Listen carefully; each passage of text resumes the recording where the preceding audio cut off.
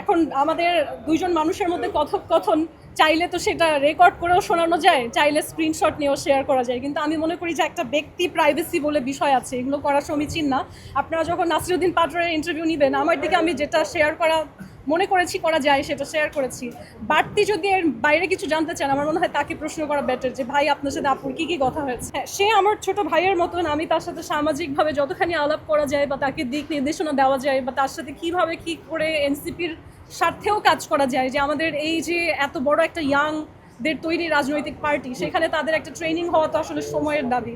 So এই সব কিছু নিয়ে আলোচনা হয়েছে, এবং তার সাথে আমার যেটা ফাইনাল ডিসকাশন হয়েছে সেটা হচ্ছে একটা ভেন্যু ঠিক করো, একটা অ্যারেঞ্জমেন্ট করো, 100-150 ছেলেমেয়েকে নিয়ে আসো এনসিপির, এবং এটা যদি আমরা সফলতার সাথে করতে পারি তাহলে হাজার হাজার লাখ লাখ যারা আছে ছেলে মেয়ে ওদেরকেও আমরা ট্রেন করতে পারবো in future. So that's been the conversation আর কি। আচ্ছা, সে যেহেতু বাসায় আসতে চাইছে রাজনৈতিক বিষয়ের জন্য, হ্যাঁ, তো আপনি তাকে বাসায় আমন্ত্রণ জানাবেন কিনা? যদি তার সময় হয় ভবিষ্যতে ইনশাআল্লাহ, ইনশাআল্লাহ, ওয়াই নট।